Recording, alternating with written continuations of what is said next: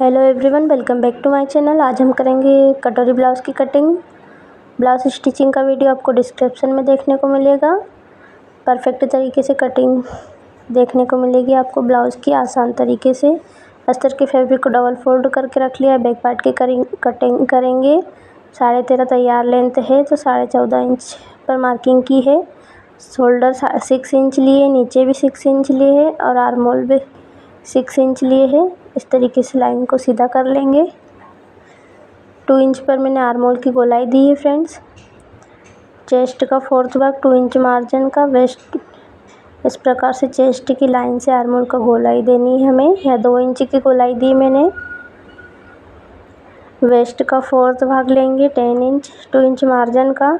ये heavy size का blouse है। 1.5 इंच टक्स के लिए एक्स्ट्रा मार्जिन लिया है। इस प्रकार से दोनों लाइंस को मिला लेना है हमें। अब हमें नेक की विड्थ लेनी है। नेक की विड्थ में यहाँ 2.5 इंच ले ली है और नेक की लेंथ 8 इंच। बॉक्स बनाकर राउंड नेक ड्रॉ कर लेंगे इस प्रकार से। यहाँ से वेस्ट के 4th भाग को नाप लेंगे और इसका सेंटर निकालेंगे। और 4 इंच की लंबाई में मैं टक्स बना रही हूँ। ये टक्स बनाने का परफेक्ट तरीका है। आप भी इस तरीके से टक्स बनाते हैं तो टक्स परफेक्ट बन के तैयार होते हैं। मार्किंग के ऊपर से कटिंग कर लेंगे।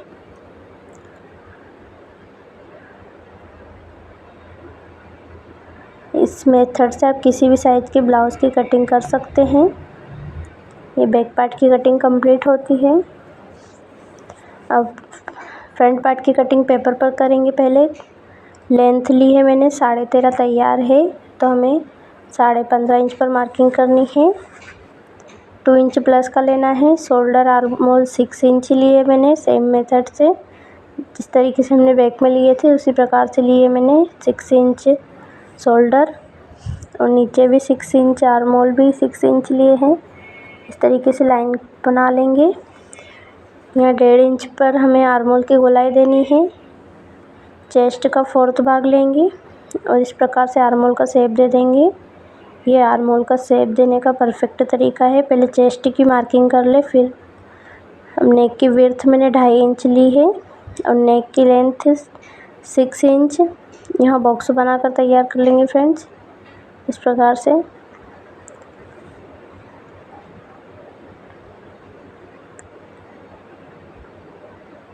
बेल्ट के लिए मैंने आगे से 3.5 इंच लिया है, पीछे से 3 इंच लिया है। इस लाइन को सीधा कर लेंगे इस तरीके से। चेस्ट का 4th भाग 10 इंच 2 इंच मार्जिन का। वेस्ट का 4th भाग और 2 इंच मार्जिन का। इसी प्रकार से हमें कटोरी ब्लाउज़ में मार्जिन लेना होता है। इसमें कटोरी को बड़ा करते हैं, बाकी और कहीं मार्जिन नहीं लेना होता है।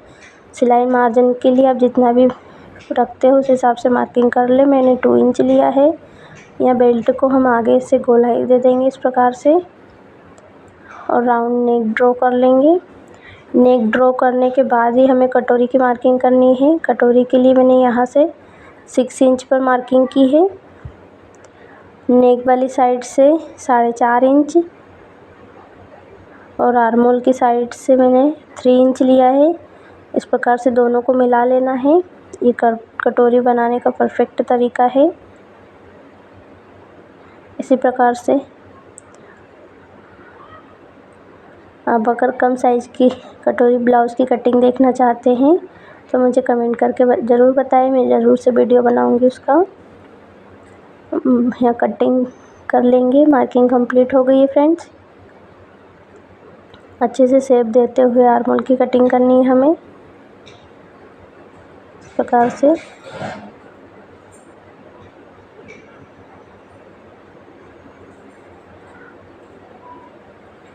अब बेल्ट की कटिंग कर लेंगे।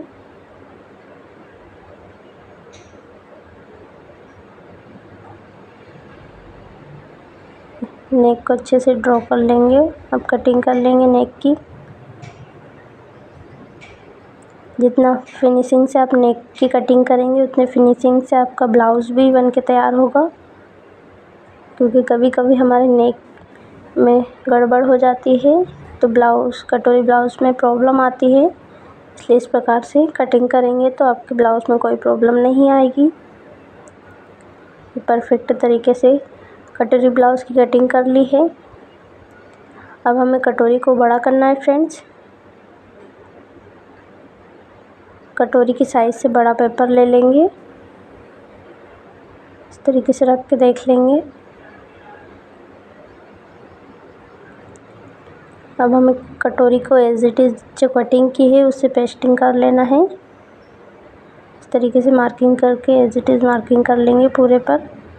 सभी साइड से हमें अच्छे से मार्किंग करनी है, कहीं से ज़्यादा नहीं होना चाहिए और कहीं से कम नहीं। जिस तरीके से हमें कटोरी की कटिंग की है उसी तरीके से पेस्टिंग करनी है। इस प्रकार से यह परफेक्ट तरीके से मैंने मार्किंग कर ली है। अब हमें कटोरी को बड़ा करना है।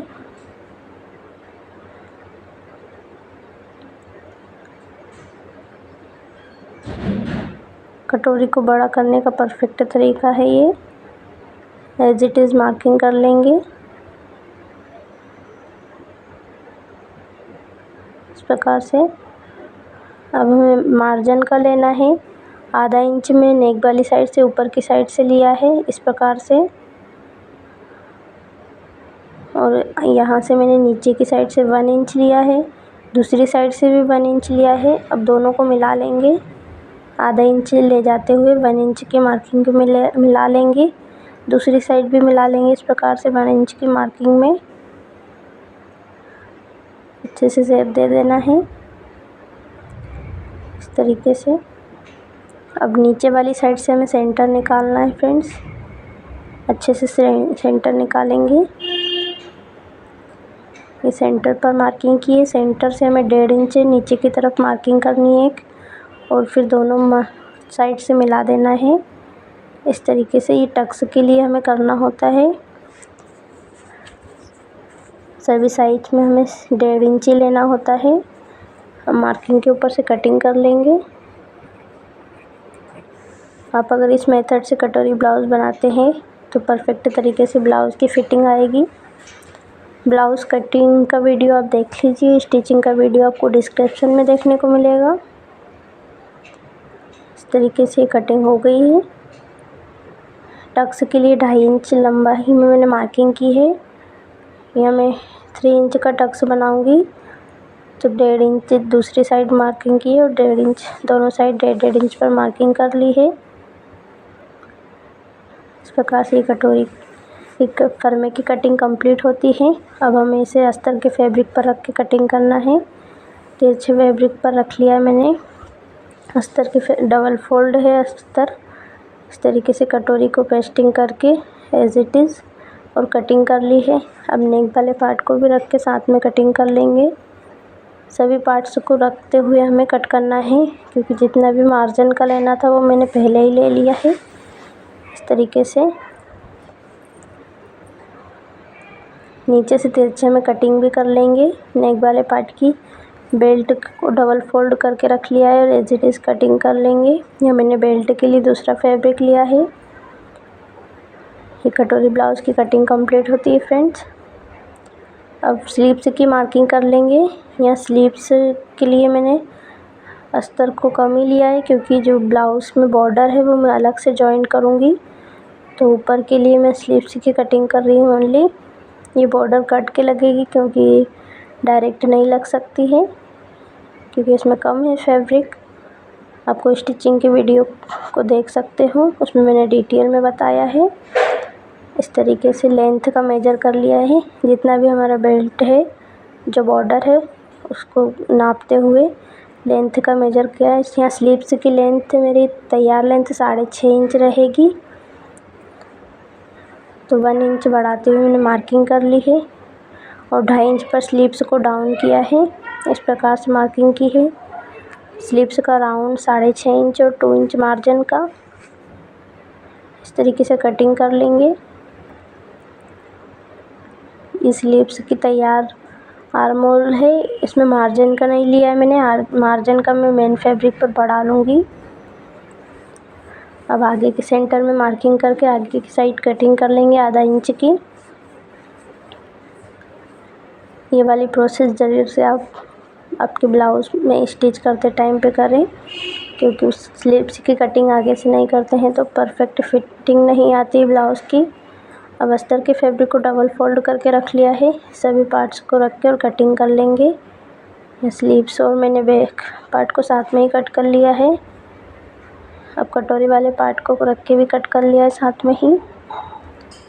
नेक वाले पार्ट को भी कट कर लेंगे। अब बेल्ट की भी कटिंग हो गई है। ब्लाउज़ की कटिंग कंप्लीट होती है। फ्रेंड्स, वीडियो पसंद आए तो चैनल को सब्सक्राइब ज़रूर करें। ब्लाउज़ स्टिचिंग का वीडियो भी ज़रूर से देखिए डिस्क्रिप्शन में। Thanks for watching. Like share subscribe.